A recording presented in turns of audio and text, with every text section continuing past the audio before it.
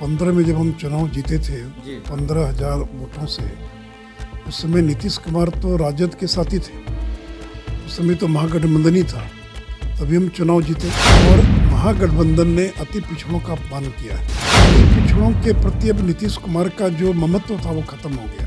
दोनों जगह जो लव कुश समीकरण है नीतीश कुमार का और जो अति पिछड़ा वोट है वो बहुत बड़ी संख्या में बीजेपी को मिला। इसलिए अब अति पिछड़ा लवकुश पर नीतीश कुमार की पकड़ खत्म हो गई। नमस्कार, आप देख रहे हैं लाइव सिटीज। मैं हूं आपके साथ सौरभ राज। बिहार में लगातार उपचुनाव हो रहे हैं और उपचुनाव का परिणाम अलग अलग आ रहा है। कहीं पे बीजेपी को जीत मिलती है, कहीं आरजेडी को। लेकिन इस बार कुढ़नी में जो उपचुनाव हो रहे हैं वहां पे भाजपा के सामने नीतीश कुमार हैं, जेडीयू हैं। इस बार क्या परिणाम होगा, मेरे साथ बात करने के लिए भाजपा सांसद सुशील कुमार मोदी हैं। लगातार उपचुनाव हो रहे हैं, कहीं पे आप लोग पिछड़ जाते हैं, कहीं जीत मिलती है, लेकिन कुढ़नी में इस बार जेडीयू से मुकाबला होना है आप लोग का। सर देखिए, जेडीयू से तो 2015 में भी मुकाबला हो चुका। 2015 में जब हम चुनाव जीते थे 15,000 वोटों से, उस समय नीतीश कुमार तो राजद के साथी थे। उस समय तो महागठबंधन ही था, तभी हम चुनाव जीते। और 2020 में हम केवल 700 मतों से चुनाव हारे हैं। और हम लोगों ने जिसको उम्मीदवार बनाया वो कानू जाति से आते हैं जी। जो वैश्य की अति पिछड़ी जाति है। और महागठबंधन ने अति पिछड़ों का अपमान किया है। अनिल सहनी उनके एमएलए थे, निषाद मुल्ला समाज से आते थे, उनका टिकट काट कर दूसरे समाज के लोगों को टिकट दिया गया है। तो ये तो अति पिछड़ों की सीट थी। लगातार जब जीते थे अनिल सहनी तो भी अति पिछड़ों की सीट थी, केदार गुप्ता जीते तो भी अति पिछड़ों की सीट थी। तो अति पिछड़ों के प्रति अब नीतीश कुमार का जो ममत्व था वो खत्म हो गया। इसलिए पंचायत जो नगर निकाय का चुनाव था जी। वो टल गया। कहाँ सेंसस कब होगा ये पता नहीं है। और अब किसी अति पिछड़े को टिकट देने के बजाय उन्होंने अति पिछड़े के हक को मार दिया। सहनी समाज का हक मार कर दूसरे समाज के लोगों को वोट दिया है। तो इस चुनाव में लोग उसका बदला लेंगे और वहाँ पर अति पिछड़ा समाज की बहुत बड़ी आबादी है। आप अति पिछड़ा समाज की बात कर रहे हैं। मोकामा में कहा जा रहा है कि भाजपा के पास वो वोट नीतीश कुमार वाला ट्रांसफर हो गया, लेकिन जेडीयू और आरजेडी लगातार ये कह रहे कि कहीं वोट नहीं गया, सब नीतीश कुमार आरजेडी के साथ है। नहीं, देखिए, मोकामा हो या गोपालगंज हो, जी।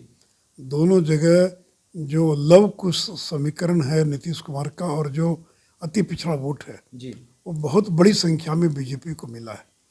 गोपालगंज में तो उनका उम्मीदवार वैश्य था, तो हमारे वैश्य वोटों में कुछ कटौती हुई और उसकी क्षतिपूर्ति लव कुश और अति पिछड़ा समाज के वोटों ने की है। और अगर मोकामा में 64,000 वोट आया और जो टाल का इलाका जहाँ पर बहुत बड़ी मात्रा में, बहुत बड़ी संख्या में और जो अति पिछड़ा समाज के लोग हैं, धानुक समाज के लोग हैं, चंद्रवंशी, उन्होंने किनको वोट दिया? 80% उनका वोट हम लोग को मिला जो है। तो इसलिए अब अति पिछड़ा लवकुश पर नीतीश कुमार की पकड़ खत्म हो गई। पहले भी खत्म हो रही थी, धीरे धीरे पकड़ कम हो रही थी। और अब जब से वो राजद के साथ उन्होंने हाथ मिलाया है, जी। अति पिछड़ा और लवकुश समीकरण जो पूरी तरह से बीजेपी के साथ आ चुका है। ललन सिंह जेडीयू के राष्ट्रीय अध्यक्ष हैं और लगातार ये कह रहे हैं कि अब नरेंद्र मोदी से देश के छात्र भी नाराज हैं और उसका परिणाम पटना यूनिवर्सिटी के इलेक्शन में देखने को मिला। छात्र संघ के चुनाव में वहाँ पे जेडीयू जीत दर्ज की है। देखिए, चुनाव हार जीत एक अलग विषय है। जी। ये कोई नीतीश कुमार और नरेंद्र मोदी के चेहरे पर चुनाव नहीं हुआ था, ना लोगों ने उस नाम पर वोट मांगा था। ये तो अलग अलग उम्मीदवारों की जो लोकप्रियता है जी। उसके आधार पर मतदान हुआ है। इसलिए इतराने की जरूरत नहीं। एक चुनाव जीत गए तो बहुत ज़्यादा इतराने की आवश्यकता नहीं है। और ये जो कह रहे हैं जनता दल यू के नेता कि पटना विश्वविद्यालय को केंद्रीय विश्वविद्यालय का दर्जा मिलना चाहिए, तो मैं तो उन्हीं से पूछना चाहता हूँ कि नीतीश कुमार तो बहुत ताकतवर मंत्री थे केंद्र में। लालू जी तो इतने ताकतवर थे कि आधी रात को कैबिनेट की बैठक बुलाकर बिहार विधानसभा को भंग करवा दिया था। तो ये लोग अपने कार्यकाल में पटना विश्वविद्यालय को सेंट्रल यूनिवर्सिटी का दर्जा क्यों नहीं दिला पाए? और अब रुदल गा रहे हैं। तो जब थे आप ताकत में, पावर में थे, तो आपने कुछ नहीं किया। और आज जो ये मोतिहारी में सेंट्रल यूनिवर्सिटी है या फिर गया में जो सेंट्रल यूनिवर्सिटी है, तो मोतिहारी के लिए आज तक बिहार सरकार ने ज़मीन अधिग्रहण करके केंद्र को उपलब्ध नहीं कराया। साथ ही पीएम पैकेज में प्रधानमंत्री जी ने घोषणा की थी कि विक्रमशिला विश्वविद्यालय का जो खंडर है उसके बगल में एक केंद्रीय विश्वविद्यालय स्थापित किया जाएगा।